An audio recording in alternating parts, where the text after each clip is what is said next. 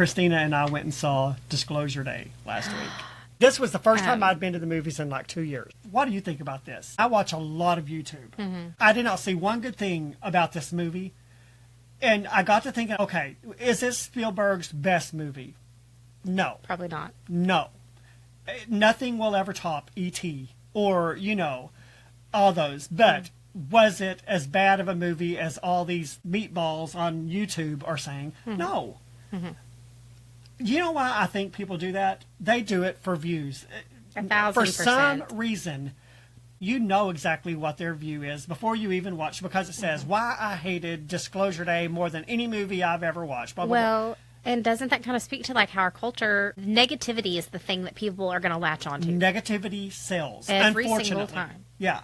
If it's bad news, if it's a horrific story coming out of somewhere, why are we just continuing to perpetuate it, though? Why do we have to keep hashing out the horrific details? Because people watch it. And I wish that was something that could change in our society. If I were to put a video out there that was like, okay, I love Disclosure Day and here's why, I can guarantee you that would get minimum of views. But if I did the same video and was like, I hate this movie, you would get 1,000. Yeah. Negativity gets clicks. It's so sad. And sometimes I wonder, is that really your opinion? Or are you just putting an opinion out there that you know people will click That's on? it. I think it's often just they're trying to get the most views they can. Whether they actually believe what they're saying, I don't think most of them do. I think that's false. Yeah. Welcome to the Bookish Introverts podcast. Join host Amazon bestselling author Brett Nelson and avid reader Melanie Dyer as they dive in to review books they've read, then chat with the amazing authors behind them. Quiet minds, big bookshelves. You don't want to miss it. Hey everyone, it's Brett and Charity, and we are back. And I know we say this a lot. This book we read was so fantastic. Yep. Cannot recommend it enough. You got your book? I got my book. Let's tell them. We read The Women of Wyntons by Donna Mumma. And you guys, look how cute this cover is. It's a 1950s murder mystery. Yeah, it's a murder mystery. There's these 4 women. They work in Wynton's department store, so you get that fun dynamic of working in a 1950s department store. And I loved the nostalgic, even though I didn't live in the 50s, I loved the nostalgic feel of this book. Yes, I did too. And because it is nostalgic and because of like when it's set, that automatically kind of makes it clean, right? Because that was a different era. People definitely presented themselves differently. There were different expectations about what was acceptable in polite society. And it was very much a thing. And this is set in the South, in Florida. And so in the South, there were even greater strictures. Yes. On like how one behaved in public. Yes. So it's very clean, very fun. Yeah. The murder mystery part of it is not heavy, so if you're not going to have nightmares reading it. No. Honestly, it's kind of a cozy mystery. That's what I would agree. I agree. It would fit more under the cozy mystery. Yeah, I think so too. Now, if you love thriller suspense, this is not going to be hard hitting enough for you, possibly. But if you want just a fun entertainment read. And you're still trying to kind of like a whodunit. Yeah. It's definitely a whodunit. It is a whodunit. And it was fun. Yeah, it was fun. Just the way they dressed, Yes, if you were at all into fashion, especially like which I'm not. Bygone fashion, they talk about, different designing houses and labels. And then I love old movies set in this era. So I was able to picture a lot of these outfits because I've seen them on screen. Yeah. And we've talked about this before, about how like people back then, they just dressed with a different measure of pride. Oh, for sure. And they always never went so to Walmart in their pajamas in 1950s. Well, they probably weren't buying clothes really at like a Walmart either. Like if they did buy something off the rack, most often they would then have it altered to fit. Yes. So clothes were it was a measure of like a person really. And the pride that one had in one's appearance. And I wish we could go back to that in our society. Yeah, I do too. Our society in America is embarrassing. Yeah. It's a shame. It's embarrassing. And it's hard. Like it's so easy to fall into just the like fast fashion trap because that's what we're so used to. Yeah. But that's one of the things I have been working on like lately is trying to figure out what my style is now. Because I want to look put together, but I also want to be comfortable. And I'm chasing a toddler, and I have, a teenager and a preteen. And so, like, I'm busy. Yes. So I want to be comfortable, but also look put together. But I'm also learning that, like, natural fibers are the way to go.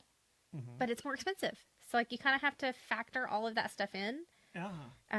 I think that in our society, though, fast fashion really has got a grip on things, and this is really set in an era. And that's one of the things they talk about is like they're very careful about what labels they bring into the store and how they appeal to certain demographics. Yeah. And so I think it was just a different time. Yeah, it was. And I know they had their issues. Every decade has their issues. Yeah. And this book does kind of hit on that a little bit. It deals with some heavier themes, kind of more in the background. I wouldn't say they were main storylines. You know they're there. Mm-hmm. But civil rights, racism. Yeah. That's definitely touched on. But she didn't bonk you overhead over it, which I appreciated. Like you knew it was there. And it was you're aware of that was a thing in that time period. And you're very clear on where the author stands on it too. Yeah. Without it being preachy. Yeah. Yeah. Now, I will say though, in some of the reviews I've read, some readers hated this book. I loved this book. Because, how dare you, depict a woman that cares what a man thinks, that feels like they need to dress up for society, wear their pearls, and those people are the reason our society is the way that it is. Exactly. I'm sorry, but I do want to look nice, and I do care what my husband thinks about my appearance. Yeah. Okay, I don't know if you know this or not, but is this a thing in other countries? Our country is basically a walking trash bag when it comes to pride in the way you look, the way you dress. Mm-hmm. I can't imagine going to France and finding people going out in their pajamas. I've never been to France. I haven't either. I have never traveled overseas. But like from the videos and photos and things I've seen of those areas, I've not seen that. I think people most generally are more put together, even if they don't have very much. They are careful to be clean and put together when they can. Yes, and listen, you do not have to have top of the line clothes to look good. No, you can go to, if Walmart is all you can afford, you can go to Walmart and look nice. But it's a point of pride in oneself and in one's appearance. Yeah, and I feel like we've lost that in our country. I agree. Not totally, but I feel like it's becoming people that take pride in the way they look. I feel like people like that are becoming part of minority. Yeah. I would agree with that. I would agree with that. And it's kind of pervaded everything. Like these women were dressing up every day for work, right? Yes. But even if they didn't work, girls and women of that time still made an effort to look really nice for the most part, or to be cute or fashionable. Mm-hmm. I feel like today we don't really do that, and it's pervaded every area of our lives. Like, from home to work to even church, like a setting where when I grew up, when I was a little kid, it was, we wear a dress every Sunday. We're bringing our best. We're going to go look our best for the Lord today. Yeah. That's not really even a thing anymore within the church. Because who deserves your best better than the Lord? Yeah. Yeah. I agree. Yeah. And it's a thing I constantly struggle with as a mom, because I have a daughter that is definitely more of a tomboy and prefers to not be in dresses all the time. Mm-hmm. And so I do let her wear jeans to church, but now we have this constant battle of like, well, what's an appropriate pair of jeans? Like, are we wearing ones that are all cut up? Well, I would prefer that you not. Yeah. I really don't want to see your flesh through your jeans. That's it. What's an appropriate shirt? Like, we need to be looking, it doesn't probably need to be a graphic tee all the time. There are certain occasions where it's fine, like on Wednesday nights when they're playing and doing kid things, whatever. Yeah. But on a Sunday morning, I think you should probably be in a blouse, like something a little nicer. And so I'm really trying to teach those things in a society where it's not anything that people think about. It's not valued. It's not valued. And so it's kind of hard. Yeah, it is. And I was always raised, give the Lord your best, especially on Sundays. Yeah. And listen, I don't do as well as I used to either. I don't remember the last time I wore a shirt and tie. I used to wear shirt and tie to work all the time. But I think that's, again, trends have changed. Trends have changed, yeah. I would never have even as a guy, there was a time when I would not dream of wearing jeans to church. Yeah. That's pretty much, I'll wear a nice shirt, but I always couple it with jeans. Listen, my daddy, for years and years, this, there were no jeans allowed on the platform, not on a Sunday morning for sure. Then we went to a phase where we could on Sunday nights, but they could have no holes. They had to be... and you had to wear closed-toed shoes. No fringe at the bottom. No fringe. It had to look nice, No tennis shoes on the platform. No open-toed shoes unless it was like a lady's dress sandal or something. Mm-hmm. And like now, my dad on any given Sunday is wearing jeans and a button-down with no tie, and he still looks nice. But it's just, as trends have changed. And, I really don't mind it. But I think I almost fell out of my chair the first time I saw my daddy on the platform in jeans. I bet. I was like, what has happened? What has this world come to? the sky is falling. The world is going to fall off its axis. It sort of felt like that. Yeah. Yeah. Yeah. So anyway, the fashion was a huge point of this that I loved. It was beautiful. I just thought that was just fun to sort of. I could almost picture it in my mind. But again, she didn't go overboard with the fashion. It was just enough that like you just got that. Just it was a little easy snapshot to get a mental of image. like what you're viewing. Yeah. Yeah. Yeah. So do we want to start telling them a little more about the book? Well, okay. So before we get into that, I Yeah. have to tell you, Christina and I went and saw Disclosure Day last week. Did you really? Yes. Yeah. I have not decided if I'm going to watch it. Oh, okay. Why? What are your reservations? Well, for one thing, I don't do a lot of modern movies anymore. I don't either. This was the first time I'd been to the movies in like 2 years. I just really movies don't enjoy them. Movies are junk these days. They are pretty junky. But I've also kind of been seeing a lot. Okay, this is me falling down one of my conspiracy theory rabbit holes. Shall we put on our tinfoil Let's put on our tinfoil hats, people. I've been seeing a lot of things where there's kind of this belief. I don't know how widely held it is, but that, you know, we have this social elite, these certain set of people that rule everything, essentially, from behind the scenes. Yeah. And there's all of this. And I think we do. Oh, I'm sure it's probably true. Yeah, especially during our last president. You can't tell me that president was making any meaningful decisions about anything. He didn't even know where he was. Well, and the further down that rabbit hole I go, the more I believe that, like, any of the presidents, none of them. None of them. Yeah, and I think you're right. I mean, I think they're all puppets. Yeah. Anyway, that's a separate one. But as I'm hearing this kind of belief of like this secret, this social elite that run everything, there's kind of this belief that like before they do anything, they have to tell the public, like it has to be made, there has to be some sort of disclosure made. And there's this whole belief system now that Hollywood has been their way of doing that for years and years and years, that like they'll put in movies what they're doing or what they're going to do. Yes. Oh, I totally. They're trying to condition us for what's coming. Yeah, I really do believe that, and so it really has me being like, I don't want to consume any media because. Yeah. Well, I mean, look at this. Just a few years ago, if you talked about aliens, believed in aliens, you were really considered a fringe. And nowadays, that's a talking point on nearly mainstream media. You know, this whole info dump that. And I think back to like when Independence Day came out when I was a kid. Like I loved that movie. I thought it was so fun, so intriguing. And now I'm like, I love them. They were straight up telling us, yeah, that they have this. They were even conditioning us in the 90s. Yeah, like they've had this information for who knows how long. Well, and wasn't that by Steven Spielberg? I don't know. Was that a Spielberg movie? I don't know. Oh, okay, yeah, I don't keep up with all of that. Oh, okay. But like I think so that's why I have not decided if I want to see it, because I'm just at this point now where I'm like, I'm not sure I want to consume anything coming out of Hollywood.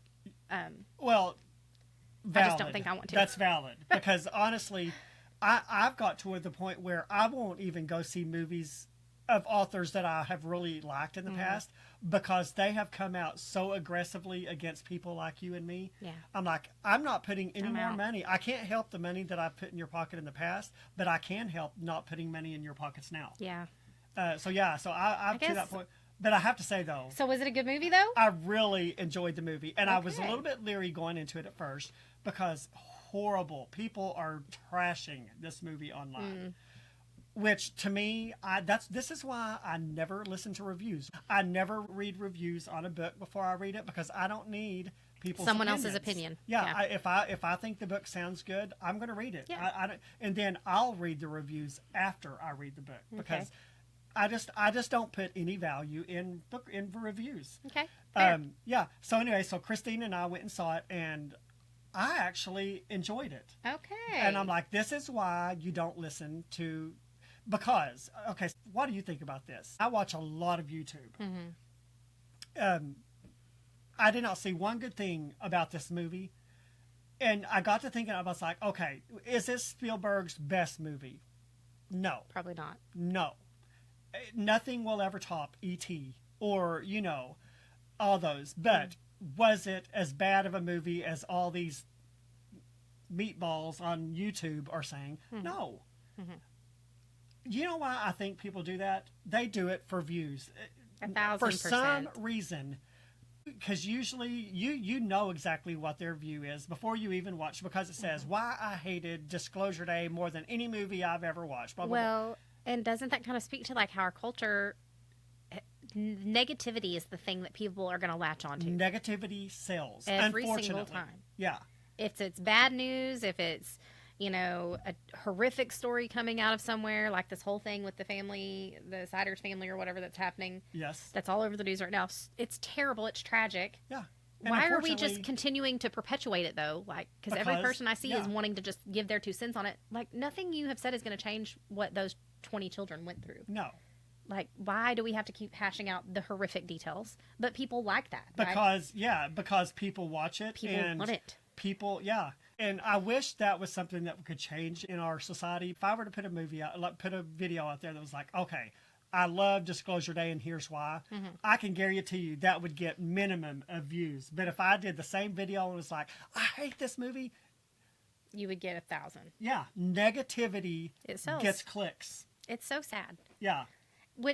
And sometimes I wondered, is that really your opinion? Or are you just putting an opinion out there that people will click on? That's it. I think it's often just they're trying to get the most views they can.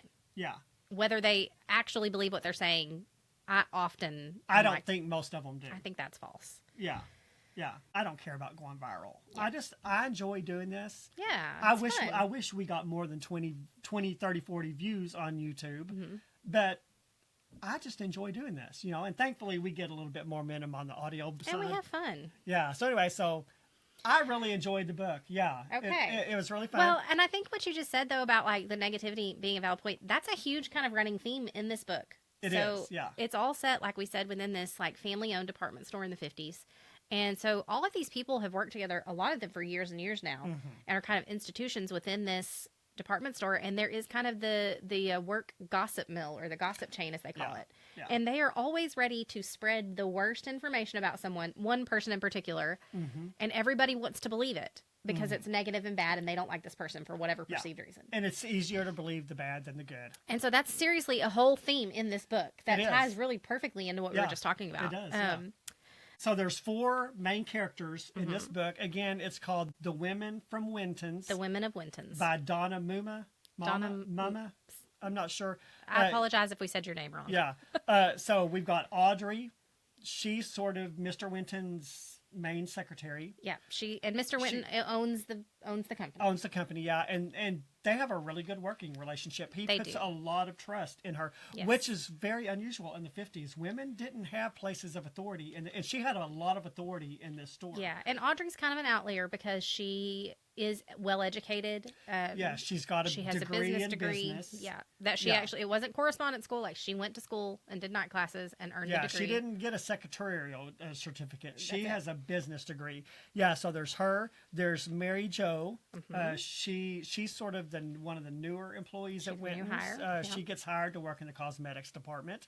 Her husband has gone through a traumatic event, so she's kind of forced to work because he lost his arm in a work accident, so he's not able to work. So she's thrust into a position she doesn't want to be in. She's having to help support the family. Because she would rather be home with her girls. Yeah. But now the roles have reversed. And so, again, in this era, it was and very uncommon. That's what people in the reviews, some of the people don't like. They don't like that. But it was common. Yes. Again, this is when you read historical fiction, you have to read through the filter of the era that you're reading in. Yes. Readers do not have the ability to do that these days. Which is really sad. That's one of the things. In general. That's a very general. I know a lot of readers do. It's one of the things I love about reading, though, is that it gives me the ability to kind of transport myself back to a different time that I've never lived in. And I don't know about you, but I don't want to read a historical fiction where the author has modern day sensitivities embedded in it. No. I want to read a genuine... Because it would be false. Yeah. It would be a false narrative. Yes. I mean, I think. Exactly. So we got Mary Jo, Vivian Sheffield. And Vivian's an institution. She's been there for years. Yes. It has built up the bridal department. She actually had her own salon and then was courted by Mr. Wynton to come be a part of the department store. Yes. And has been extremely successful since. Yeah, and not only does she bring the most popular brands in, she also creates her own designs and brings them in. And her designs are also very highly sought after. Yes. Yeah. So there's Vivian, and then Gigi. She works in the cafeteria, and she is not happy with her life. No, and Gigi is kind of one of the. She's a younger girl, kind of just a few years out of high school. She had a rough kind of upbringing and has been twice divorced. So she hasn't paid her dues. She's yet. A little jaded, and for being as young as she is. But she's definitely like very much more trendy and is apparently very beautiful. Yes. Yeah. And then we have some kind of minor players in the, not really minor. You know, Mr. Wynton is actually a minor player. Mr. Wynton is a minor character. Considering the book's titled after him. Yeah. But yeah. And so he owns the store. Then there's his son, Junior. I did not care for him. Yeah. He obviously works for his father. Thinks he should be handed the world on a platter. He's the stereotypical rich playboy. Born with a silver spoon in his mouth. He's benefiting from daddy's money, and he has no interest in... And we'll kind of get into it a little bit more, but like I get the feeling that up until this point, he had no interest in doing anything. And then, of course, there's his wife. Yeah, Tell him about Clarissa his wife. Wynton. Clarissa Mahon Wynton, because it's a big deal. If we refer to Sissy in the book, she also goes by as Sissy through the book. So if we refer to Sissy, that's probably what that's who we're talking about. So Clarissa is Sissy, and she is Junior's wife. And you know, at first we don't really get a whole lot about her except that she's kind of flighty and flitty and wants to be seen as being friendly. She's the head of personnel. She wants to be a socialite. Yeah, and so like she wants to be friendly with all the employees, but then she's always backbiting about them behind their back, and she's just kind of gross. Yeah, she is. And then we kind of have Nelson, who is an anchor throughout the book. Nelson is an African-American man that is a security guard. Yeah. And he kind of gives us... He and Audrey have a great relationship. Yes. They respect and admire one another. She brings him a donut every morning and a thermos of coffee. Because he works night shift. Yeah. And again, which was very rare for that time because he was black, she's white. Yes. And a lot of times... But they are true friends. Yeah, they're true friends. With a true respect for one another. Yeah, yeah. So... And it was kind of nice to see that because during this time especially. Yeah. That was not always the case. Yes. Well, and Audrey, like I said, because she is educated, she had been brought up in Levy City, Florida, which is where this is set. Yeah. But had then later been sent to France. And so she actually wound up in France modeling and working over there because she's a beauty. And, yes. Very beautiful. And she also went to like a really fancy finishing school over there. So... she talks a lot about the rules of etiquette as dictated by Miss Evelyn. Yeah, we hear about Miss Evelyn a lot. Miss Evelyn is this woman in her head that's like, ladies don't cry in front of, ladies don't let their emotions get the best of them. And they're always under control, even when the situation is bad. So I thought, and one of the bad reviews on this book, they gave it a 1-star review because Audrey was always referencing Miss Evelyn. I loved it. Could you put a little bit of critical thought into your... Yeah, I thought it was fun. I thought it was great. And it really gave an insight into her upbringing. Yeah. And why she behaved the way that she did and was viewed the way that she was by the other employees. Yeah. Well, and again, it kind of cemented that etiquette was very sought after. It was important. It was important to them. Yeah. And having good manners and really knowing how to present yourself in any given situation was kind of the mark of someone who was more well-to-do. Yeah, well-bred, and yes, yeah. And that meant a lot back then. I liked the little mentions from. I did too. I enjoyed them. Yeah. It didn't bother me at all. Yeah. But Audrey, because of her time in France, she definitely has a more. I guess at the time it would have been a more liberal view of how African American people should be treated, and so that kind of informed her relationship with Nelson and some of the other African-American characters in the book, like Lila and Eunice. Yeah. She has a great amount of respect for them, and she's always trying to do more for them and to help better their situation. To make their lives from better. Within her position in the company. And she's always subtly encouraging Mr. Wynton to like be a leader and like start making these changes. But he's very old guard, and he doesn't want to rock the boat. And he tells her, he's like, I'm too old to do this. Yeah. Basically, to to try make these changes. But he has done a lot of things for the company by even hiring them. Like he has spent millions of dollars updating with Junior's help. Yeah, and that sort of kind of leads us into the next chapter. Yeah, where we sort of see the inciting incident, so to speak. Yes, Audrey, she goes into the office and Nelson and she sort of have a conversation in the garage because Junior's car was there really early. And he's not normally there early. Because he just doesn't do that. So, of course, Audrey's like, well, he probably got in trouble for something and Dad's called him in. So, anyway, she goes in and she hears them screaming at each other. Like, not having a loud conversation, they're screaming each other. Yeah, she actually says, Junior roared foul words hot enough to curl the carpet. And there were so many cute little things like that throughout the book. Yeah, so this was a very heated exchange, and they're basically talking about money. Junior has talked his dad into spending all this money on a remodel of the store. which sometimes you need to do. And then, so anyway, they sort of have this fight. Junior runs out, throws a chair at the office. So this sort of sets up. He's a hothead. He's a hothead, yeah. And so this sort of sets up the whole rest of the book. So we know there's some conflict between Senior and Junior. Yes. And we learn pretty quickly that Sissy is on Junior's side 100%, you know.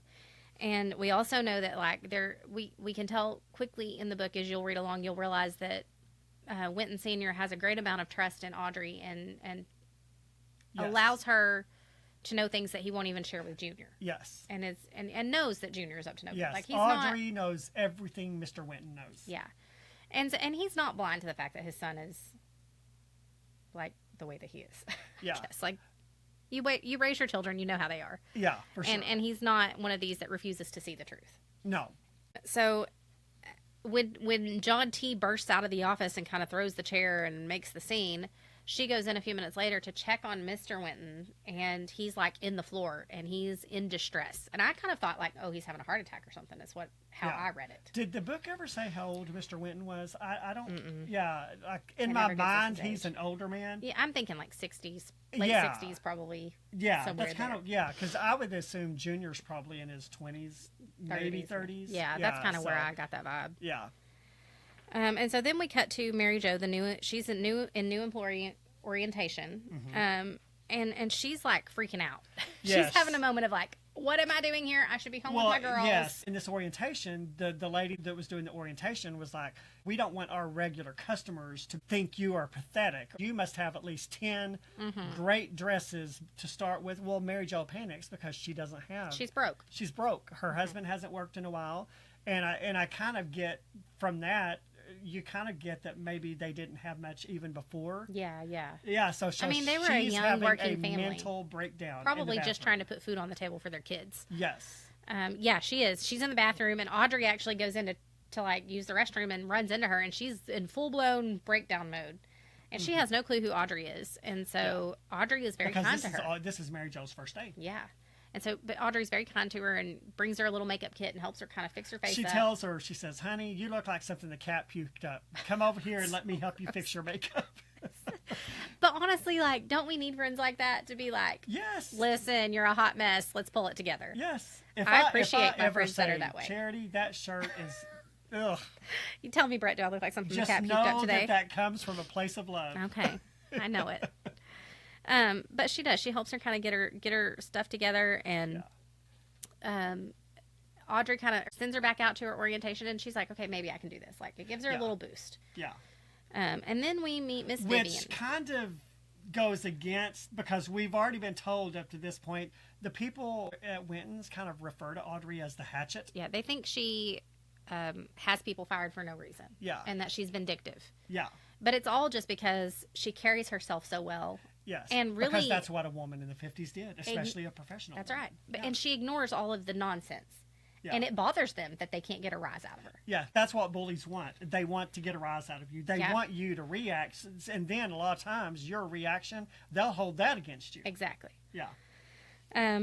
So it's interesting. That little incident with her, that sort of gives you sort of a this is what they say about her, but this is how she really bad is. As everyone thinks she is. Yeah. Because being the boss and being the boss's right hand man. Because I'm assistant to the dean, so I'm kind of in that same, like, anyone that vilifies my boss automatically vilifies me a lot of times, because it's like guilty by association. Yeah. Yeah, and I feel like this was the dynamic with them. Yeah. Audrey was guilty by association. Well, and it's also, and it's not even that. It's almost like in that gossip chain, they almost try to insinuate that she has somehow inserted herself into that family and has driven a wedge between Junior and his father, which is not at all what has happened. That's right. Yeah. But that's how they try to make it seem, that she has these ill intentions. Yeah. Which she does not. And again, nobody has a hard time believing that. No, everybody wants to believe the worst of everybody else. Yeah. So then we meet Miss Vivian. She's renowned for dressing well-known women, and people drive from all over the country to shop at her bridal store. And then she has her assistant, Marette. I actually really liked Marette. I did too. Marette kind of reminds me hilarious. of me. Like, she's very sharp-tongued. Yes, she's very snarky. I love it. I loved Marette because she's like the female Brett. What I want to know, though, is, we get that flash of how she drives at the end. Or do you drive like Marette? Because if you do, I'm not ever riding with you. No.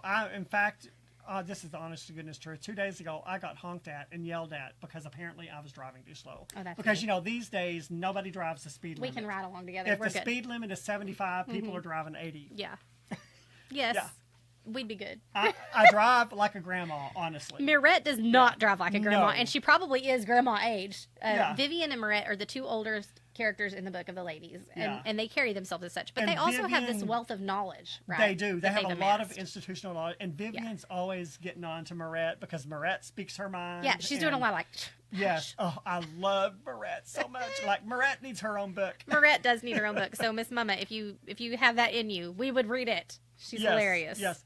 There are 2 more books after this, I found out. In this series? Yes. Oh, we got to read them. Yeah. There's one book that's already been published. Book 3 comes out in November of this year. I'm reading them. Yeah. That's how much I like this book, y'all. I'm getting them. Yeah, it was so fun. I will read.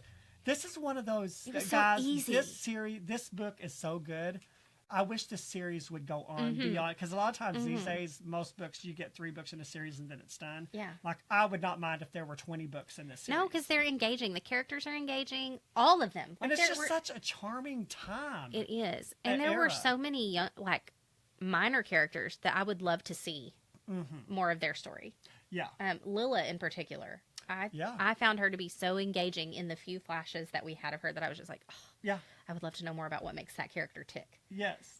So yeah. Donna, please don't end Write this more. series. We love it. We want more. Yeah. So Barrett and some of the girls in the department store talk about what was going on with Mr. Wynton, and she's saying that in the elevator, the employee elevator, that's where a bunch of the gossip apparently happens. Yes. That they're saying that Audrey poisoned Mr. Wynton. Yes. Why would Audrey poison the man that she loves most in the world? Exactly. That would be cutting off the hand that feeds you. Her. Yes. Yeah. So Vivian kind of reprimands her, and she's like, listen, stop gossiping about Audrey in like that way. Yes. Well, right about that time, Audrey comes watching in, and she's got this manila envelope, and she hardly ever comes to the bridal salon. But she asked Vivian to store something in her department's safe. Another oddity, because it isn't public knowledge that they had their own safe. But because Audrey is Mr. Wynton's right hand, she knows. And so Vivian tells her no and suggests... there's only 3 people that have access to that safe. To the combination of everything. Mr. Wynton, Audrey, and Vivian. Yeah. And so Vivian's like, no, maybe you should use the store safe. But Audrey begs her and says, please, Mr. Wynton insists. And in this store, if Mr. Wynton says it, it happens. Yeah. So she gives in, and they put it in there. And then we get to meet Gigi. We get our first kind of look at Gigi. She's a waitress in the cafeteria, and she is, at the moment, but she hates her job. She hates what she does. She doesn't like who she works for. Mary Margaret is her manager, and we don't get very many flashes of her, but what we do get is enough to be like, yep, nope, I wouldn't want to work for her either. Yeah, no. And while she's at lunch with Mary Jo and Alvid, they found out that Mr. Wynton didn't have a heart attack, but that he was stung by a wasp and had an allergic reaction. Yes. And Alvid is sort of another secondary character. He's a very seedy character. He's terrible. Yeah. Like, we meet him in the first 2 pages of the book, I think, and I was immediately like, gross, don't like you. So you did a good job writing that one, because he was not my favorite. Yeah. But Alvid says that he thinks the Hatchet, Audrey, is responsible because she wants Wynton's job. But Gigi says he's just being paranoid because if anything happened to Wynton, Jr. would take his place. Well, exactly. That doesn't make any sense. Why would she get the job? Yes. No. And I just got so tickled listening to this, like all of this, because I have worked in office settings, and you know how the gossip mill is. Oh, for sure. It's always running. Yeah. Always running. Yeah. You know, I was lucky enough when I was in those settings to be far enough down the totem pole that I wasn't ever really the discussion of things, I don't think. Yeah. Or if I was, I never knew it. I just do what I'm supposed to do. Yeah, I was just kind of doing my job. But you heard a lot of things. And, I mean, all the speculation and the gossipers, they will make sure that everybody hears what they have to say. They will. And like, you knew that there were people, if you wanted to know the latest on anything, there are certain people you go to. And that's definitely how things are operating here. Alvid is one of those people. Alvid is a pot stirrer. Yeah, for definitely. Sure. So during that conversation, though, Alvid and Gigi tell Mary Jo to watch out for Audrey because she often gets people fired when they take her off, which is not true. But then Mary Jo starts freaking out. She's like, oh my gosh, she saw me have an emotional breakdown.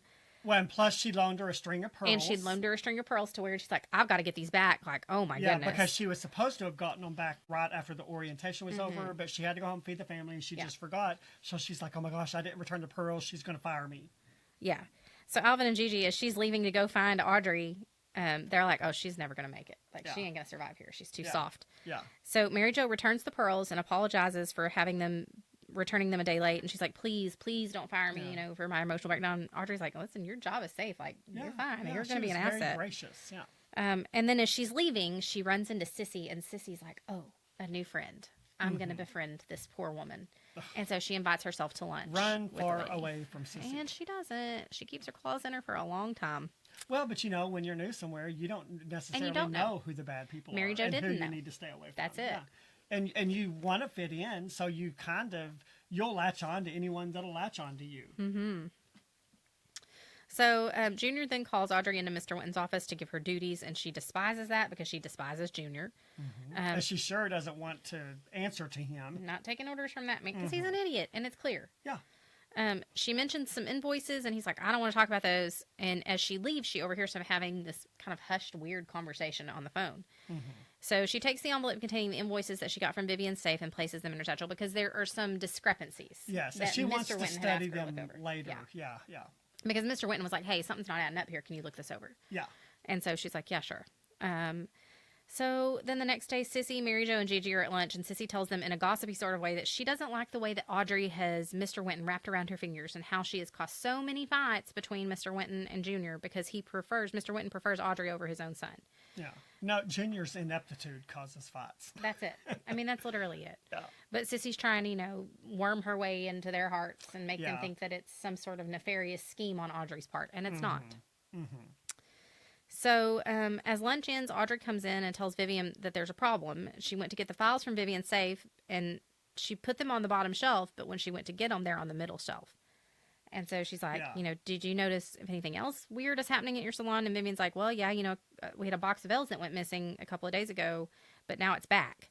Mm-hmm. And so she's like, well, that's weird happenings. There are just some weird things happening. Yeah. And there's little things like that happening all throughout the book. Yeah. And then you couple that with Mr. Wynton's almost demise. Mm-hmm. Yeah. People are really starting to pay attention. Yeah. So Audrey is pulling a lot of long hours at this point because she knows Junior's up to something and she's trying to figure out what it is. She's trying to nail him on it. Yeah. And so Nelson comes up to check on her because she's not usually there that late. And he's like, hey, it was like midnight. Yeah. What's going on? And she's like, look, I don't trust Junior and I'm trying to find anything I can to prove that he's lying and trying to steal from his father. And so Nelson then tells her that like 3 weeks before Mr. Wynton got sick, Mr. Wynton brought Nelson a newspaper clipping. Yes. With pictures of 3 men and was like, listen, if you see any of these men in the store, you come let me know immediately. They're not allowed. Do not tell anyone else. They're not to be here. Yeah. The day that Mr. Wynton went to the hospital, Nelson saw Junior driving Mr. Wynton's car, and 2 of those 3 men from the clipping were in the back seat. And so she's immediately like, antennas up. Something's going on. Yeah. So we're like, and so this is kind of more of like, there's this whole mystery of like, what is Junior up to? What is he trying to do? And who's trying to make Mr. Wynton sick? Because as you read, like from Audrey's perspective, it's clear that she's distressed. Like she is worried for Mr. Wynton. Well, she's worried for Mr. Wynton, and she's worried for the store.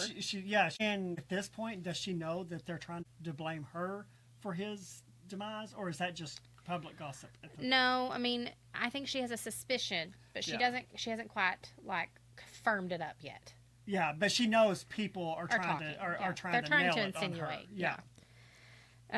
So then we get a little flash of Mary Jo getting ready for work one morning, and she's like really sad because she just wants to be staying home with her girls. Yeah. Like she misses being able to stay home and make beds and do laundry. And I was like, oh Lord, give me that heart. As I was reading that, like, I have to do those things every day, and I'm just like, I don't want to do this. Yeah.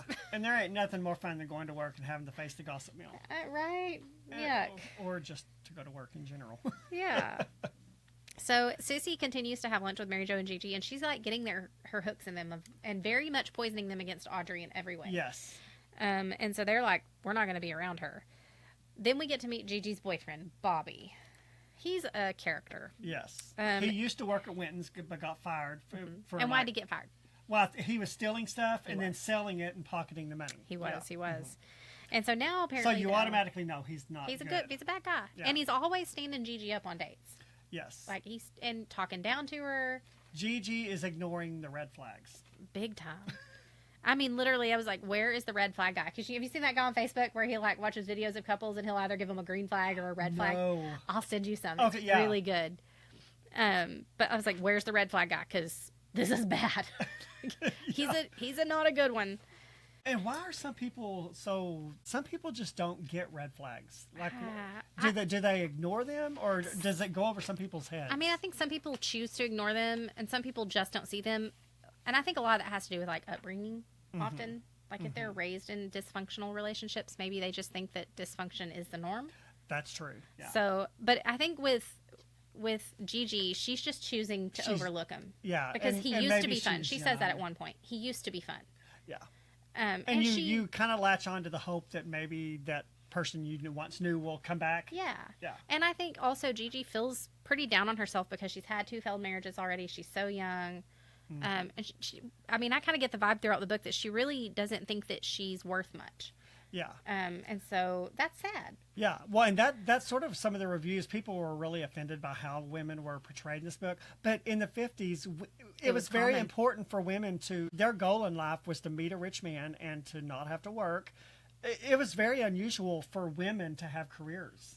These women, I feel like, were kind of an anomaly. Now, maybe in the 50s that was starting to turn around a little. Yeah, and I think, this is kind of like right after the Korean War and stuff.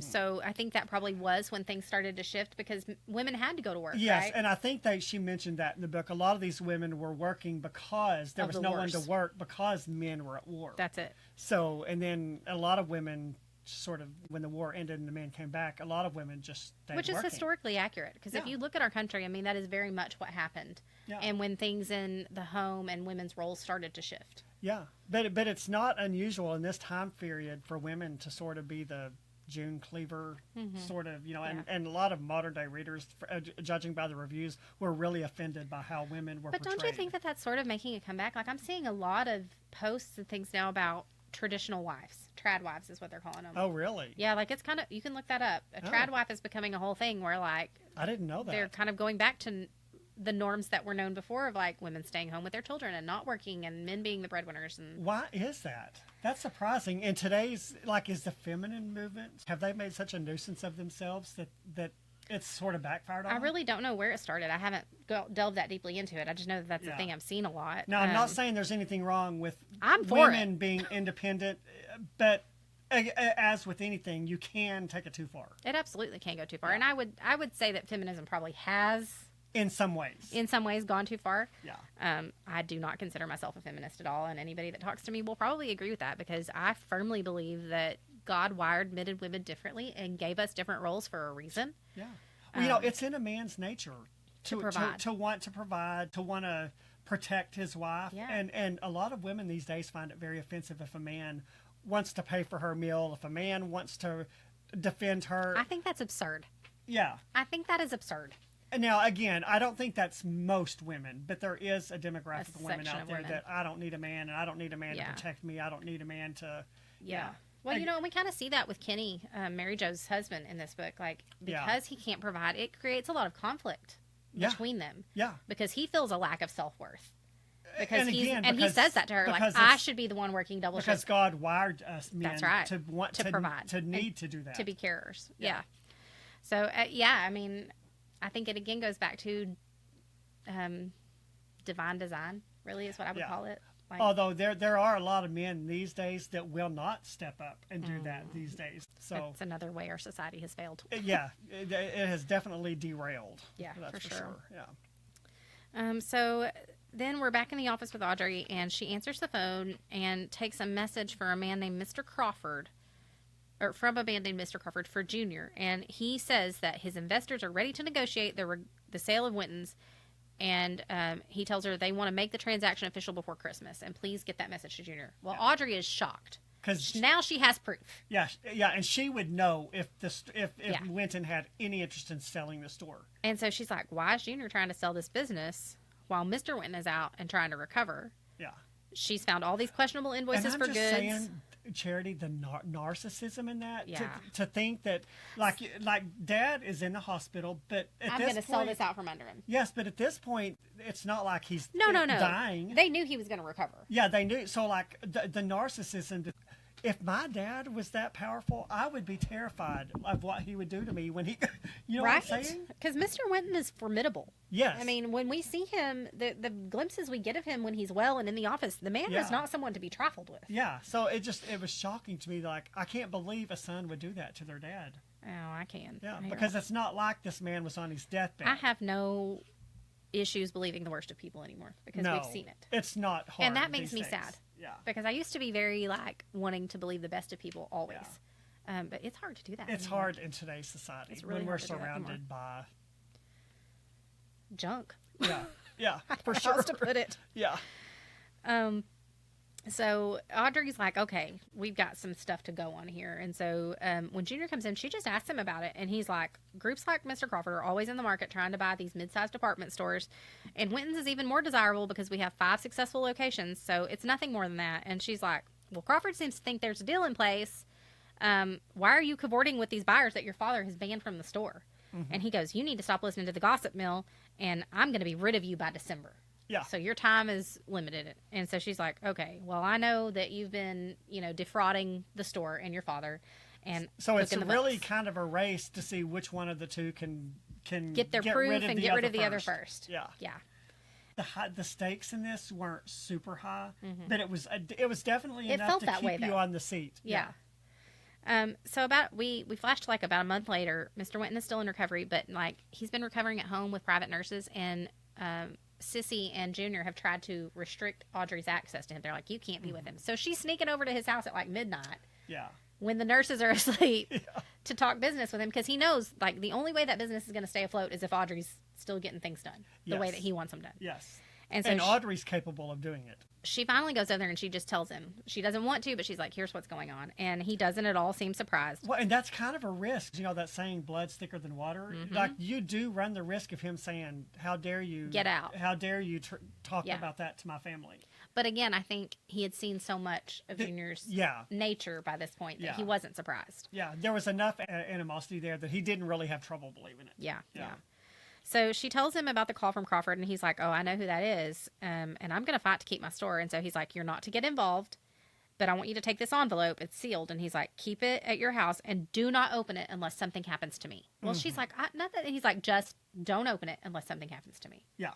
And so she does what he asks because she respects him more than anyone else. And we learn later in the book that, like... Would you be able to do that? Here, take this and do not open it unless ABC happens. I think I could. That would be so hard. I think I could, though, because of my upbringing. Yes. There were so many things. And because of your respect for Mr. Wynton. Yeah.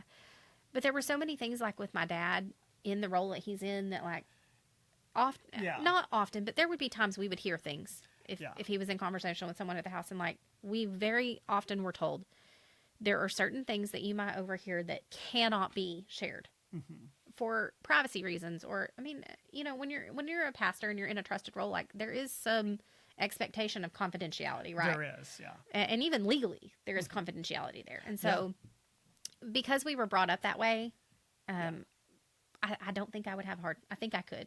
Yeah. I think I could.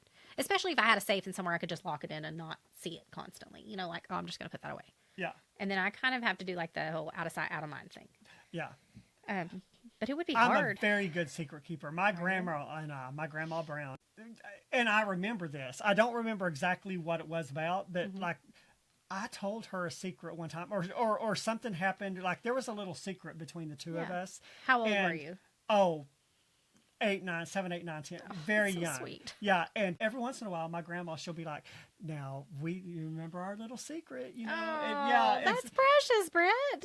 I told Mom one day, I said, I cannot remember what our... I don't have any idea what our secret is. Yes, I remember we had our little secret, but to this I don't day... know what it is. And I wish to this day I could remember what it is. Yeah, my grandma, her mind's not as good. So honestly, I don't think she probably even remembers either. But she knows you had a secret. But she knows we had a secret. And like all through my childhood and my adulthood, every once in a while we'd be like...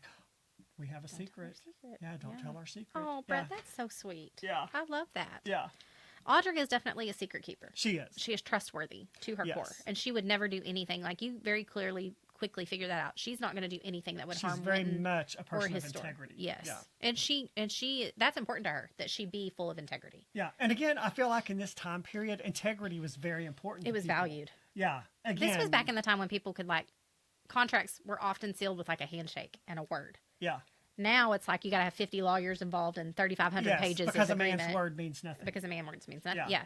So it was, a different era. I saw a meme once that said, if I walk into your house and there's $100 bill on the table, it'll be fine. If there's a bowl of M&Ms, that's on you. That's totally how I am. Yeah. So she takes it and puts it away. Yeah. Then we go to Vivian Moret. These are probably my favorite flashes. Are between Vivian and Moret in the bridal salon. Is if I remember correctly, is about Vivian and the bridal salon. Well, we have to read it because I love these two characters. They're hilarious. And I think it's because they are the older women in the story. They do have experience and life experience on their side. Yeah. And they're not taking crap off anybody. They can see through the schemes and all the things that people are trying to maneuver. And they just have a good personality mix. Yes. Because Vivian's very prim and proper, very, and Moret's kind of like I am. It almost struck me as a Lucy and Ethel type vibe. Oh, perfect example. Yeah. Yeah. I loved it. Yeah, they gelled together so well. Vivian kind of kept her in line, and she was could be a bull in a china cabinet if left unchecked. Yes. So much fun. So they're in there one morning getting everything ready before opening, and they hear someone in the bridal shop in the showroom. And so when she goes out, she sees Sissy taking all of her dresses that she's designed off of the rack. And she's like, hey, what's going on? And Sissy's like, well, don't you think we need to send these down? They have a discount store. Latham's is what it's called. And she's like, don't you think we need to send these old clothes down to the discount store? And she goes, those are my designs, and they are still sought after, and they always sell. Yeah, those are not going to discount. Send them to the discount store. Yeah. And so the Vivian just takes them and hangs them back up. And Sissy's like, well, that's not really why I'm here anyway. Because I've taken on more responsibility since Daddy, she calls him Daddy. Since Daddy's been ill, I can't do the year-end fashion show, and I would like you and Moret to handle it. Okay, and this is one of those things where, half of the year Sissy spends getting this to ready. She drops it in Vivian's... In a month. 2 weeks before, 3 weeks before. Craziness. And Vivian's like... And she did it on purpose. Oh, 100%. And you see this throughout the book. She's all the time trying to put people in these positions that they'll fail. And then, but they don't. Yeah, and then she knows if she can get Vivian to fail, that's something that she can hold over Vivian. Mm-hmm. Oh, she's a cunning little snake. But she also is if they succeed, then she can take credit for that too, because it was her idea to put them in charge. Yes. She's a little conniver. She is. Yeah. Yeah. So Vivian's like, I can't do that. Me and Moret are needed here in the bridal store. We have tons of customers and weddings. We're booked out so far. And she's like, well, I'll bring in 2 temporary younger assistants who understand modern trends to help in the bridal salon while you 2 take over the show. And I was like, how condescending is she? Yeah. Condescending. Very much. Vivian's reluctant, but Sissy starts crying and is like, oh, please, the favor isn't for me, but it's for Daddy. And Vivian's like, fine. She knows the magic words. Mm-hmm. If you say, this is Mr. Wynton's idea, she knows Please Vivian's going to cave. Yeah. So Vivian caves, and she's like, fine, I'll do it, but I want complete control, and you have to serve as the MC. And Sissy's like, oh, yeah, great, and leaves ecstatic. Yeah. I'd really dislike people who turn on the waterworks to get their way. Yes. Emotional manipulation is the #1 way to make me not want to be your friend. Yes. At all. Yes. Don't like it. It's gross. It is gross. Yeah. And deceitful, and that bothers me. So Mary Jo, is hearing again from the rumor mill that the store is just hemorrhaging money since Junior took over, and that they're thinking that they may have to do layoffs in every department, which wouldn't surprise me, right? Because apparently this kid can't manage his way out of a brown paper bag. Right. Yeah. So it probably was. He's going to try to get in as much as he can before Dad gets back. Yeah. Yeah. So as they're talking, Alvid comes up and is like, hey, I need to talk to you privately. And he's like, Audrey delivered your dismissal papers to personnel this morning, and you have 15 minutes to clear out your locker and leave.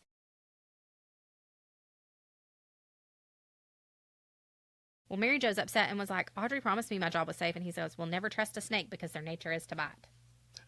This coming from He's the snake. Yes. Again, when people tell you who they are, listen. Believe him. Yeah. On her way to leave, she runs into Sissy. He calls Alvid over and tells him that Mary Jo isn't fired, but she's been transferred to ladies' accessories. And when he asks about Audrey's list, Sissy tells him that Mr. Wynton will be back next week and that Audrey's lists don't exist. Mm-hmm. So Audrey tries to act normal and congratulates her and asks if she can escort Mary Jo to her new department, but Mary Jo tells her, I know where it is, and turns to leave. Yeah. So in the new department, she arrives and tells Gigi she's been promoted to Gigi's department with a 10-cent raise and another by New Year's. But Gigi isn't pleased, leaves, and declines Mary Jo's invite to her lunch.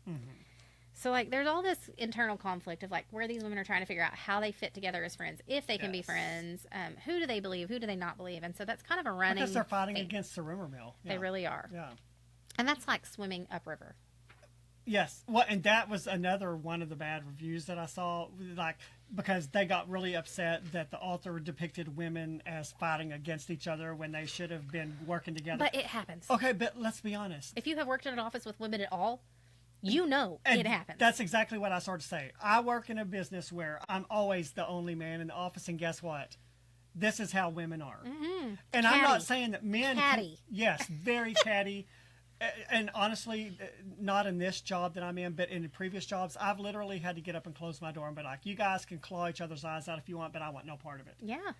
And I'm not saying that. Men do that too. Men do, men but it's can different. Be, the way that they fight. It's not cat fighting like that, but men have their own special way of this behavior. Doing the same thing. Yeah. It's just human behavior, unfortunately. It is.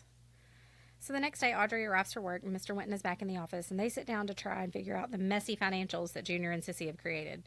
As they talk, Audrey gets a panic call from Sissy wanting to speak with Mr. Wynton. They've been gone on a trip. So, like, they were going on a trip. They had sent him off to somewhere. Where did he send him off to? Oh, I don't remember. I don't know. They went on a vacation. Miami Beach or something, I think. Yes, I think, because... For, like, 2 weeks. Wintons is in Florida. Because Mr. Wynton is like, we got to clean this mess up. I can't do it with them here. Send them off on a trip. Yeah. So this is like while that's happening. And so Sissy calls talking to Mr. Wynton, and she's freaking out, and she's like, Junior's dead. Yeah. I did not expect that. I did not either. I really did not, up to this point, did not expect anybody to die in this book. No. And from this point forward, we see a lot of deaths. We do.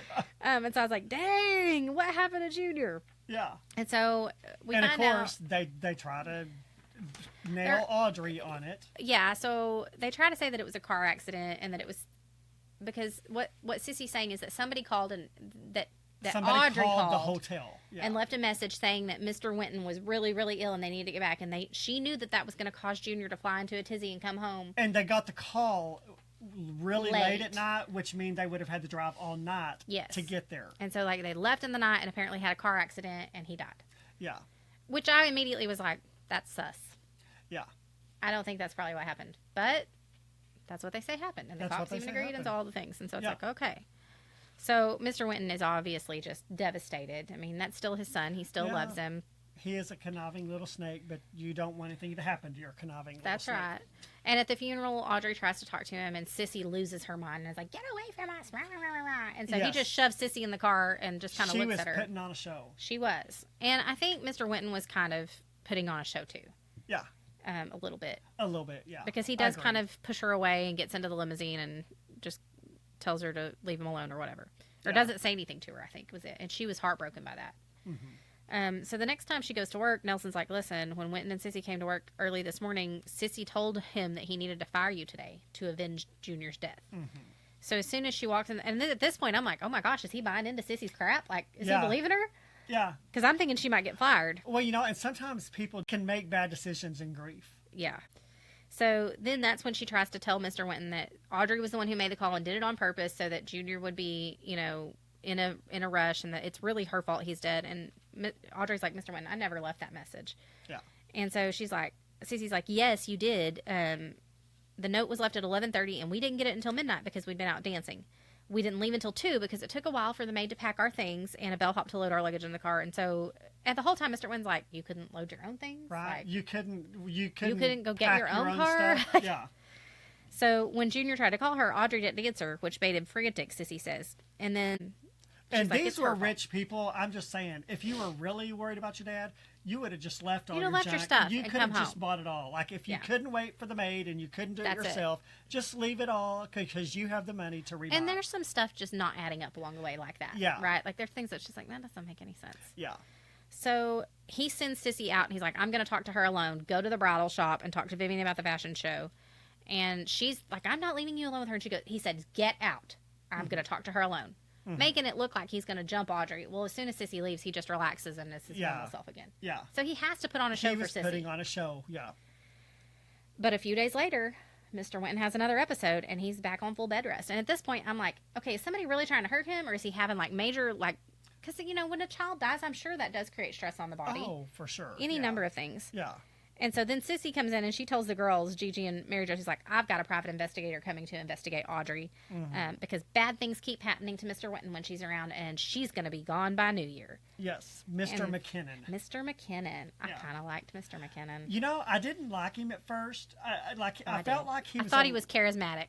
Well, he was charismatic, but he was kind of antagonistic toward Audrey at first. But then he started realizing... But not in like a mean way. He was just kind of making a nuisance of himself.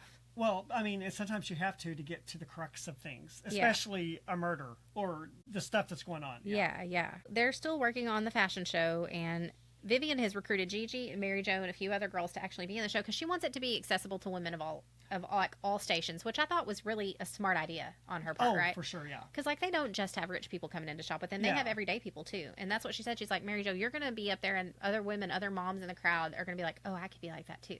Yeah. If you don't include those people, you're missing out on a huge chunk of sales. Yeah. If you're only catering to the very wealthy. Yeah, that's true. And so they're like, well, who's going to wear the showstopper?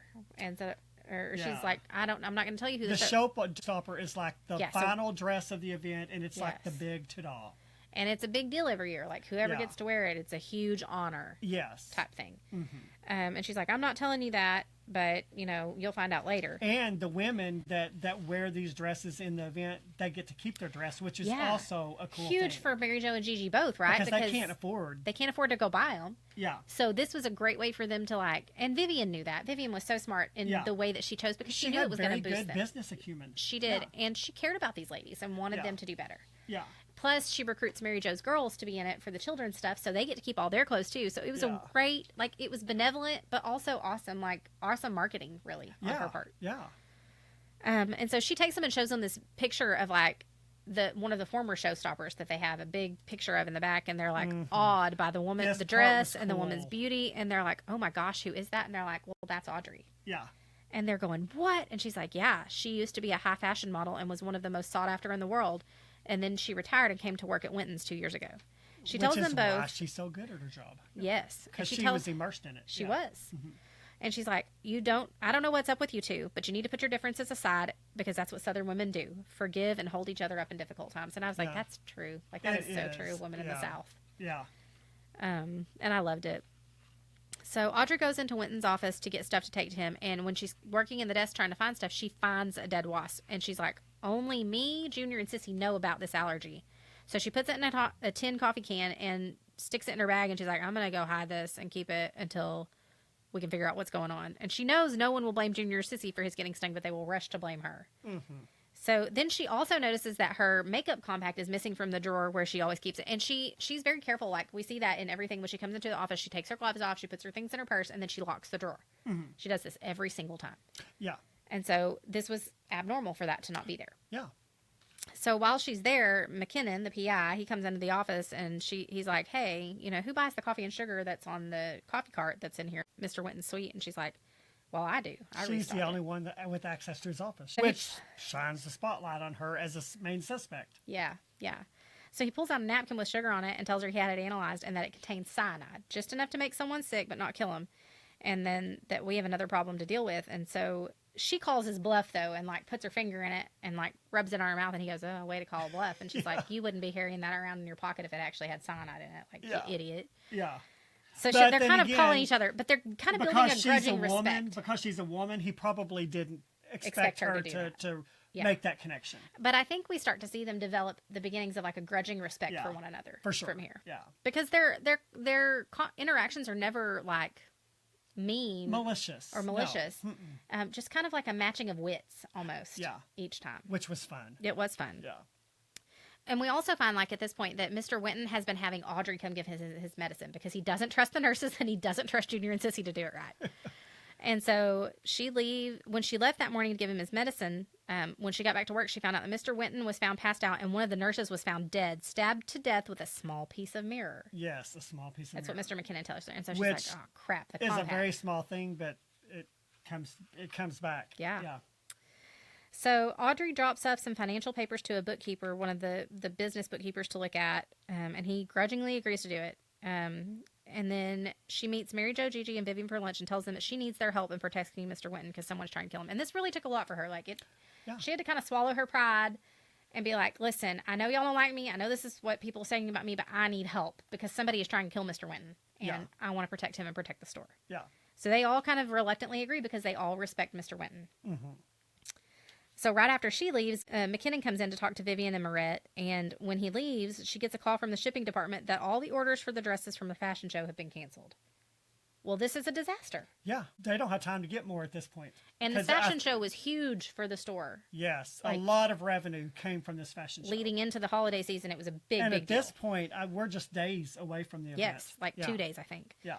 So Marette is like, well, who would do such a thing? And Vivian says, Audrey. Mm-hmm. And so they go to Audrey's office to confront her, and Audrey's like, I didn't do that. And she's like, I can't find the invoice, so let's go to the warehouse. Yeah, so Vivian and Marette go with her. They get up and go to the warehouse. So when they get there, it takes a lot of searching, and they kind of have to, Audrey has to pour on the sugar and honey with the manager. And those guys don't want her there. They don't want her there, but she's like, I have every right to be here, and we are not leaving until you find these crates. And she basically pushed her way in. She was like, we're coming in whether you want us to or not. That's it. And then later at the end, though, she starts kind of pouring on the honey and giving them things, and they realize, oh, this lady ain't half bad. Yeah. She gets them a new coffee pot and different things because they do find them and get them to where they need to be. They do, yeah.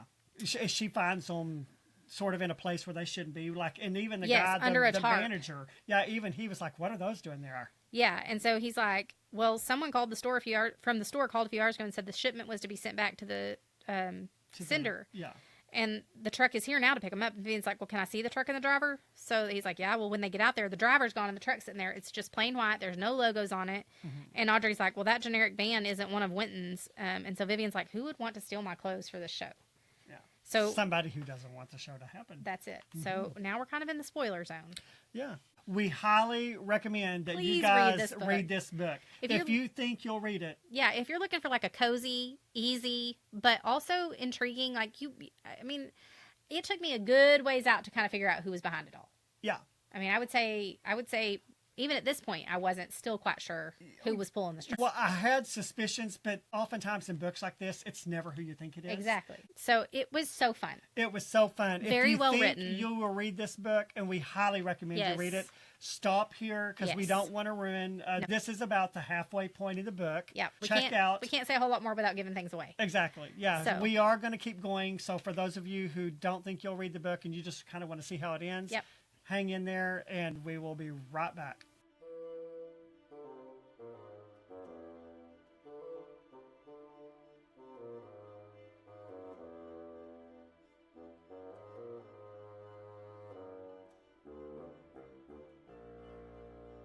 So, spoiler zone, ladies and gentlemen.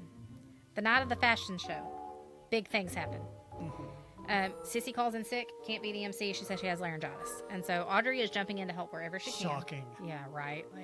This is the biggest night of the year. Another way that she's trying to jeopardize. That's it. And so the girls have noticed how Audrey's jumped in to help with everything. And she's doing hair and makeup, and she's helping little girls get dressed. She's doing all the things, and they're like, "Well, how can she be this one way when Sissy and Junior have said all these things about Audrey? It's not the adding up. How can she be so kind and so nasty at the same time?" And so that they're starting to realize things don't make sense. Yeah. Who's lying here? Yeah. And so after the show, Mary Jo's like, "Well, there's been so much negative talk about Audrey around the store, but I've never seen her being anything other than nice." And she goes, "My mama always told me to believe what I see." And so that kind of sticks with her. And I think she's kind of making her mind up, I might start to believe Audrey over these others. And then the silence is broken by this awful scream. Yes. What happens? There has been another murder. Another lady, Frances, I think her name is Frances. Yeah. She's also an employee of Wynton. She's in the very last room right before you enter into the bridal salon, I think it is. And she's found dead. She's dead. Yes. Her skull has been bashed. So Vivian's like, we got to keep this show going. I'm sorry, but we got to keep going. And so Deanna's the woman who found her. And so Vivian's like, someone bring her a cup. Why? Why do they think water is going to fix it? And this happens in movies. Is this magic? It happens in books. Yeah. It was anytime anything traumatic happens, the first thing anyone does is say, or a cup of tea. A cup of water. I'm like, what is a cup of water going to do? Do you think that it's something to ground you to the here and now? Maybe. And kind of remove you from the trauma that you've just seen. It gives you something tangible to focus on. Yeah. Maybe. I don't know. Maybe yeah. So. I'll be honest. This is one of the few times that I do it in movies too. When anything bad happens and somebody calls for the cup of water, I'm like, here we go with the water trope. So Vivian kind of corrals everyone to keep the show going, and McKinnon shows up right about then. Somebody had called him and told him that there was a murder. Yeah. And so he's like trying to figure out what the heck Audrey's doing because she's still trying to hear. She's like, we're not going to let this fail. Yeah, the show's going to go on. I'm not going to let this fail because I want it to be a success for Vivian. Yeah. And so she... And honestly, I think that's what Sissy wanted. She wanted them to be like, well, we can't have the show because we've just had a murder. Yes. She wanted that to happen. She wanted it to fail. Yeah. So he's like, he tells Audrey, well, you're awfully composed for someone who just found a dead person. And she's like, well, you know what? Ladies never let their distress show no matter what the situation. According to Miss Evelyn. According to Miss Evelyn. Yes. So they're trying to figure out who killed Frances. They're not really getting anywhere. And at lunch a few days later, Mary Jo and Gigi meet with Vivian, and she tells them that something weird's going on in the store, and she needs their help with helping Audrey. And she said, I don't suspect her anymore. Mm-hmm. She's like, that fashion show would have been a disaster if it hadn't been for her help, and so we're going to help her. And so then, right as they're having that conversation, Sissy comes in and sits down, and she's like, I'm so sorry Audrey ruined the fashion show. And Vivian's like, what are you talking about? And Sissy's like, well, saved the day. McKinnon told her that the dead woman had confessed to him that Audrey paid her $100 to call her in Junior's hotel and pretend to be Audrey. Yeah. Then days later, when the woman turned up murdered, Audrey hardly blinked an eye. And she's like, well, we'll see what's going on. And so the three girls, Vivian and Mary Jo and Gigi, agree that they're going to work together and they're going to go see Audrey after work that day. Mm-hmm. Suffice it to say, Audrey later finds a brick that has damaging evidence on her, and then later figures out that it's a brick from her own house. Yes. Someone is trying to frame her. Well, didn't somebody throw it through the window of her house? No, she found the brick in her desk, remember? Oh, that's right, yeah. And then later... when she's babysitting She's the babysitting Mary Jo's Mary girls Jo. so that Mary Jo and Kenny can go Christmas shopping. That's right. They're playing dress up with all of her princess dresses, and somebody shoots at them through her living room window and then throws a flaming something in and catches her house on fire. Well, the thing about the brick, the logical thing is not to take the brick home with you and decide what you want to do. She did that, and I was like, why? Call the police. Yeah. Call McKinnon. But she doesn't trust anybody at this point. True. She doesn't trust anyone. Yeah, it's hard to trust anyone. And so Audrey plans the Christmas parade because Sissy again tries to pawn it off on her. And it's another big deal. Yeah. And so they do finally get everybody lined out, and then right as the parade's about to start, they find another executive from the store dead. Mr. Lambert? Loring. Mr. That's Loring. Right, yeah. They find him dead inside the gingerbread house. Inside the gingerbread house. I was just like, my goodness, this person is just leaving dead bodies all over the place. Yeah. And so that kind of puts a kink in things, but again, Audrey saves the day and gets people together, and they have the parade, and it's a huge success. Yep. And so she's subverting all of these attacks on her. And she's very good at on her feet. And keeping her cool. Yeah. So Wynton is also like, what is going on? And she's like, I don't know. We're trying to figure it out. And McKinnon is trying to help her. Mm-hmm. I do like this about him. He's keeping her apprised of all of the different things that he knows. Like, he's not withholding information. No, he's not. But he's also still fishing for information from her because he doesn't know what to believe. And when you're in a situation like McKinnon, you do kind of have to skate on both sides because you don't know what side. Know. That's it. Yeah. And so we have the fire. I was really upset about that because, like, her house was one that had been in her family for a long time, and it meant a lot to her. She had remodeled it and made it kind of her own. And it kind of put a wedge. Her parents had built it. Yeah, it had a lot of sentimental value, and it kind of put a little wedge between Mary Jo and Audrey because Mary Jo was furious that her kids were put in jeopardy while she was under Audrey's care. Yeah.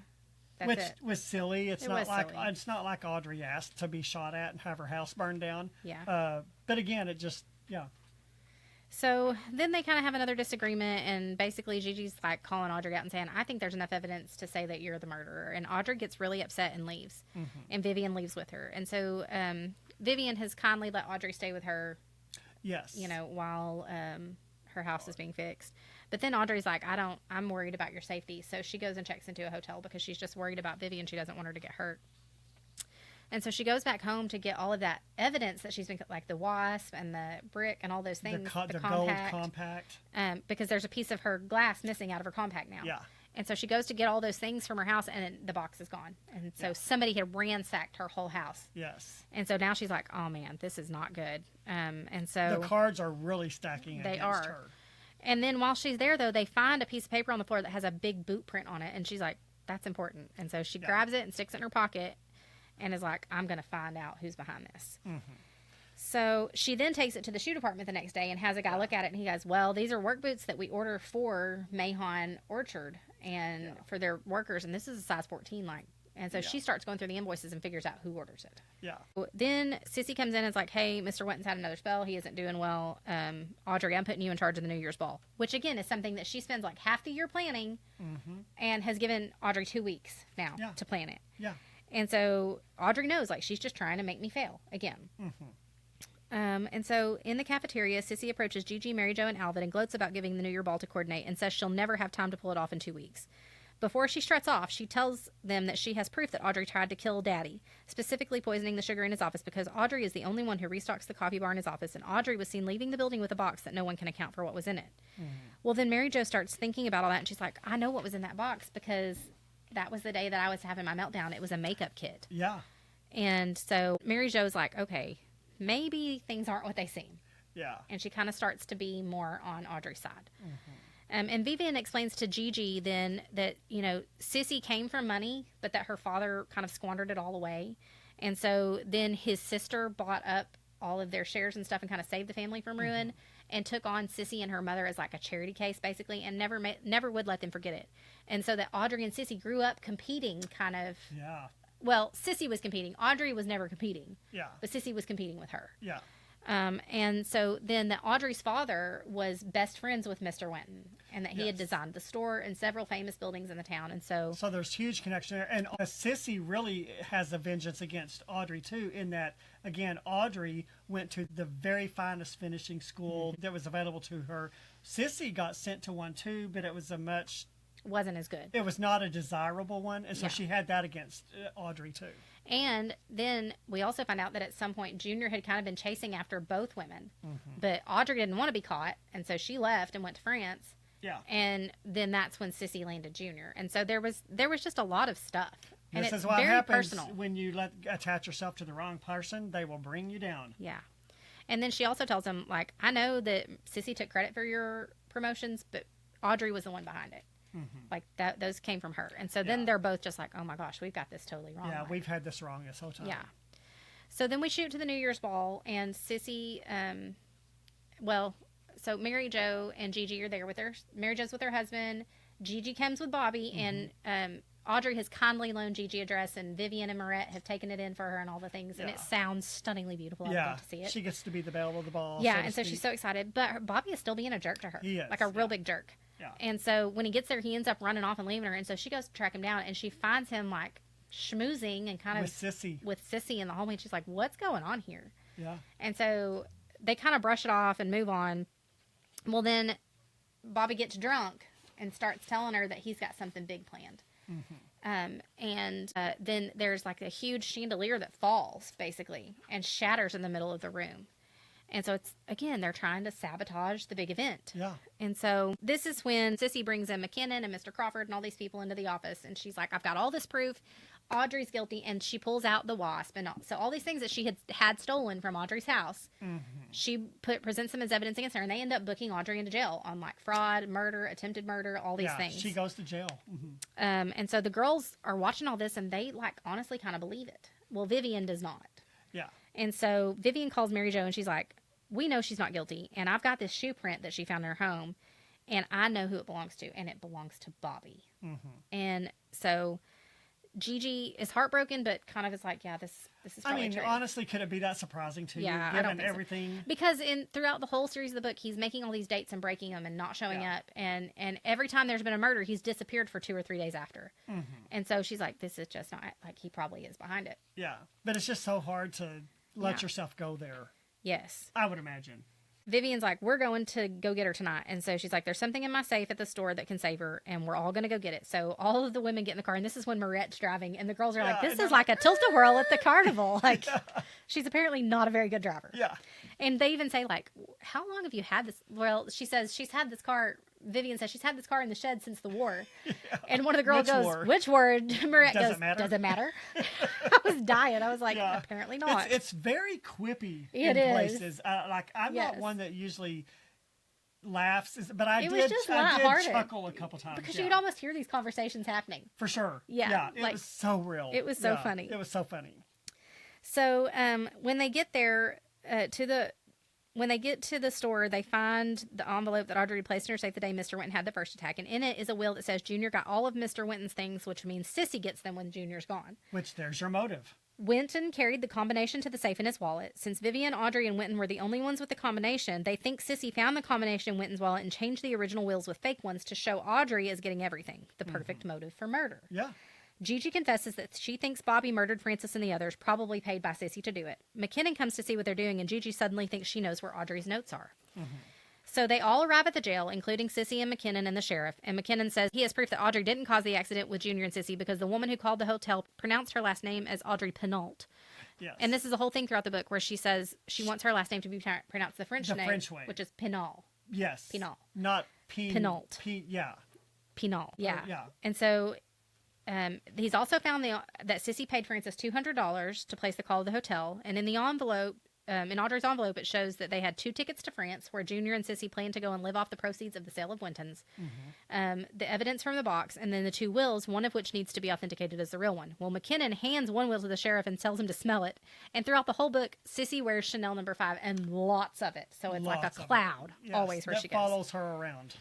And he proposes that all the evidence that smells of Chanel No. 5 must have come from Sissy because Audrey favors evening in Paris, which is a different scent, and it's calmer.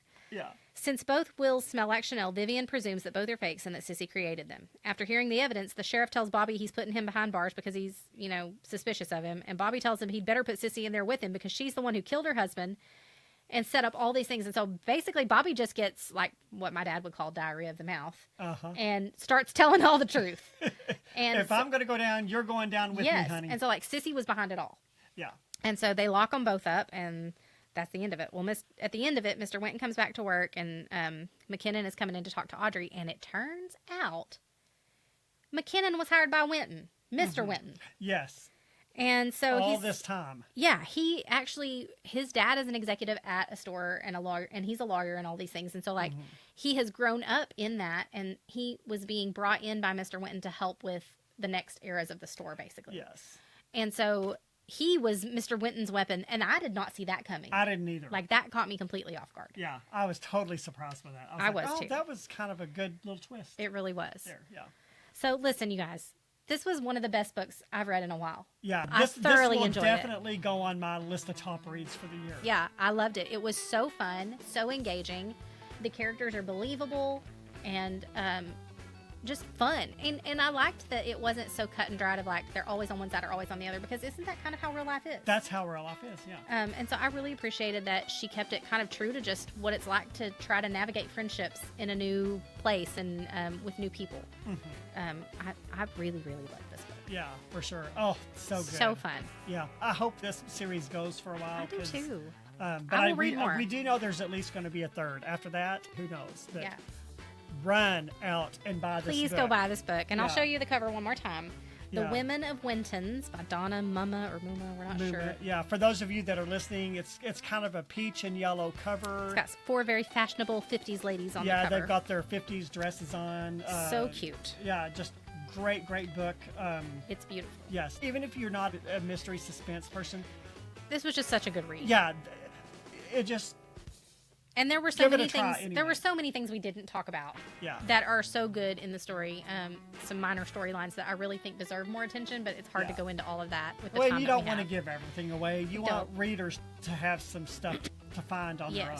Yeah. So, all of that to say, I loved it. I highly recommend it. I would give this 5 stars. I loved it. I did too, for sure. I gave it 5 stars. So fun. So go buy this book. Go buy this book. Go buy this book. Yeah, go read it. It's so good. Yep. All right, guys. Thanks for coming along. We're doing a Christmas book next time. Jessica and I are going to do a Christmas in July. I love it. Unfortunately, it's going to not come out until August because I didn't plan well enough. But you're reading it in July. It'll be Christmas in August. So. Christmas in August. It's okay. Hey, listen, we are rapidly approaching the fall season.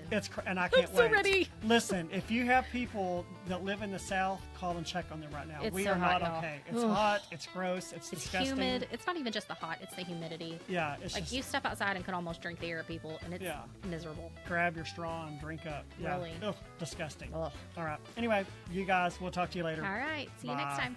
Thanks for joining us on the Bookish Introverts podcast, where together we explore the worlds within the pages. Until next time, stay bookish.